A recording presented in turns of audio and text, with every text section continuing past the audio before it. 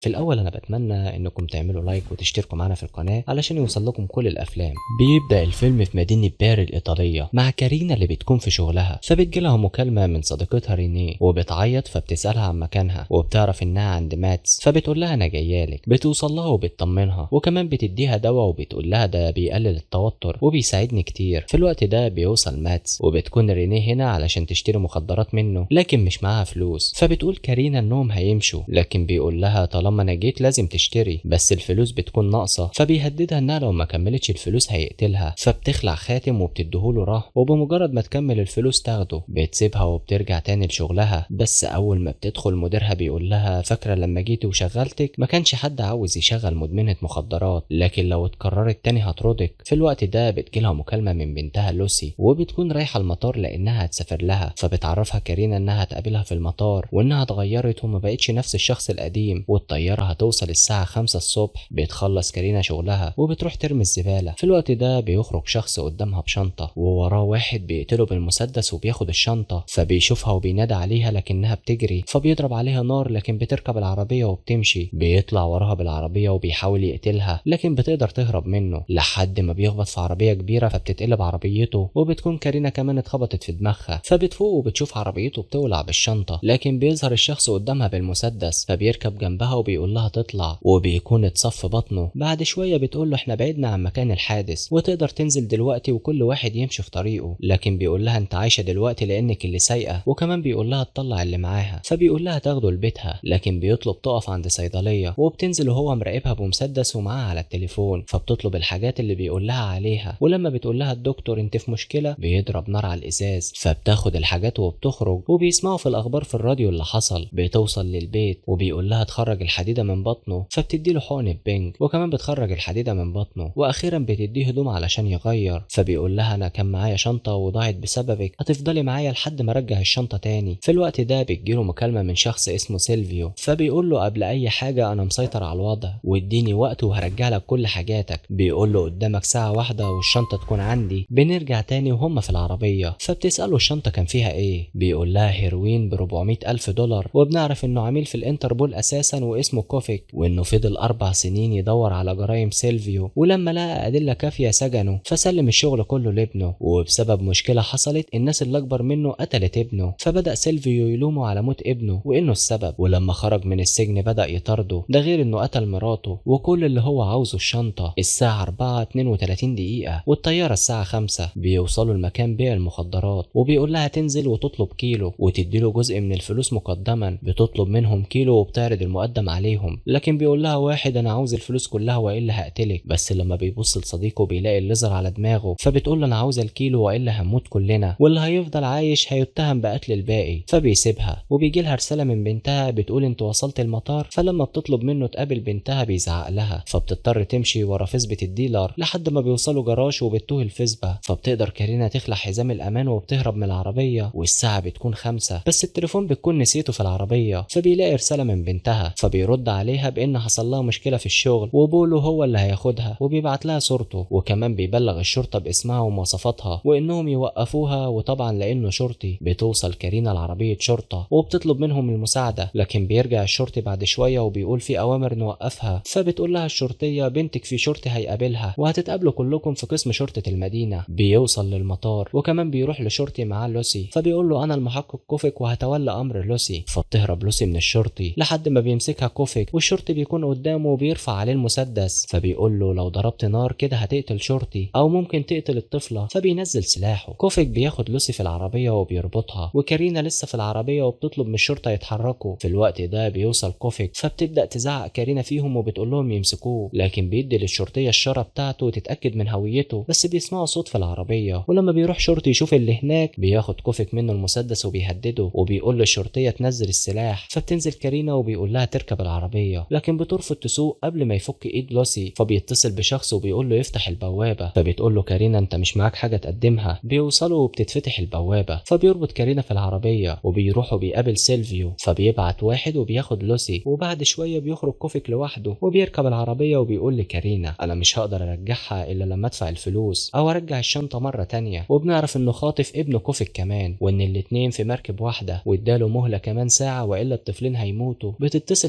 كارينا بماديس وبتطلب منه بضاعة وإن معاها الفلوس. بتوصل لماديس وبعد شوية بيدخل كوفيك بالسلاح، بس ماديس بيقول أنا مش معايا أي حاجة. فبيقول له كوفيك خدنا للمخزن بتاعك. وهم في العربية بتاخد كارينا سلاح ماديس وبيعرفهم ماديس إن المكان مليان حراس. بيوصلوا وبيعرف ماديس نفسه، فبتتفتح البوابة وبيدخلوا، وكمان بينزلوا المكان فبيخبط عليه ماديس، وأول ما بيدخل بيتضرب عليه نار وبيموت. فبيدخلوا بالمسدسات لحد ما بيوصلوا الملعب فبيتضرب عليهم نار، فبيقدر كوفيك يقتله وبتاخد كارينا منه السلاح وبيكملوا لحد ما بيقابلهم كمان واحد. فبيقول لكارينا تغطيه لحد ما يعدي هو، لكن بيوصل لها واحد من وراها وبيضربها، وبيقدر كوفيك يوصل للي قدامهم وبيخنقوا لحد ما بيقتله. وكارينا بتقدر تمسك السلاح تاني وبتضربه، لكن بتجري واحدة من قدامهم بشنطة فبيجروا وراها لحد ما بتوصل لمكان مسدود وبيوصلوا لها. فبتقول لها كارينا احنا عاوزين الشنطة وهنمشي، وبتعرفها ان بنتها مخطوفة وعاوزة الشنطة. فبتقول لها انا هرمي الشنطة وهجري، وفعلا بتسيب الشنطة وبتهرب. وبيرجعوا تاني للعربية. بيسمعوا في الراديو ان الحكومة عرفت هوية كوفيك وانه عميل انتربول متعاون مع تجار المخدرات. بيعرف كوفيك ان الشنطة فيها حوالي 100,000 دولار وشوية مخدرات، بس بتكون الشنطة مش كفاية، ده غير الوقت اللي قرب ينتهي. فبتقول انا دايما بغزل لوسي لكن وعدتها ان ده ما يتكررش تاني. واخيرا بيوصلوا مرة تانية لسيلفيو، وبينزل كوفيك لوحده وبيقول الحاجة في شنطة العربية. ولما بيفتح الشنطة بتظهر كارينا فبتضربه بالنار وبتقتله، وكمان كوفيك بيضرب اللي قدامه. في الوقت ده بيوصل سيلفيو للاطفال وبياخدهم، وكارينا بتقدر تقتل واحد وكمان بتلف للتاني وبتقتله. فبيظهر سيلفيو مع الاطفال وبيكونوا قضوا على كل العصابة. فبيتصل بسيلفيو علشان يسمع ويعرف مكانه لحد ما بيظهر قدامهم وبيضرب عليهم نار، وبيتحمى في الاطفال اللي رابط ايديهم. وبيمشي تاني سيلفيو وهم كمان بيمشوا لحد ما بيوصلوا له، فبيقول لهم يمشوا ويجيبوا حاجاته وهيسيبهم، وان باقي رجالته في طريقهم لهنا. وبيفضل ماشي لحد ما بيركب العربية. في الوقت ده بيجري كوفيك عليه وبيقتل السواق. فبينزل سيلفيو وبيضربه بالنار، وبيفضل يدور على كارينا اللي بتستخبى، وبتلاقي سلاحها خلص لكنها بتيجي من وراه وبتضربه في ظهره بالازاز وبتجري للعربية. في الوقت ده بتوصل الشرطة، فبيقتل سيلفيو واحد من الشرطة والتاني بيضربه في كتفه فبيقع. وكارينا بتروح لبنتها. الشرطي بيروح لسيلفيو فبيطلع عايش وبيقتله، وبيكون هيضرب كارينا بالنار. في الوقت ده بيضربه كوفيك بالنار وبيقتله، وبتوصل عربية تانية من الشرطة واخيرا بتنقذ لوسي، وكمان كوفيك بينقذ ابنه. وبتروح كارينا مع لوسي ومعاهم الشنطة. وبعد 6 شهور بتكون كارينا مع لوسي في مطبخ في مطعم ومعاهم رينيه، وبنعرف ان المطعم ده بتاعها وفتحته من الفلوس. ولحد هنا بينتهي الفيلم بتاعنا. بتمنى يكون عجبكم، وما تنسوش تعملوا لنا لايك وتشتركوا معنا في القناة وتفعلوا جرس الاشعارات علشان يوصل لكم كل جديد. دمتم في امان وسلام. سلام.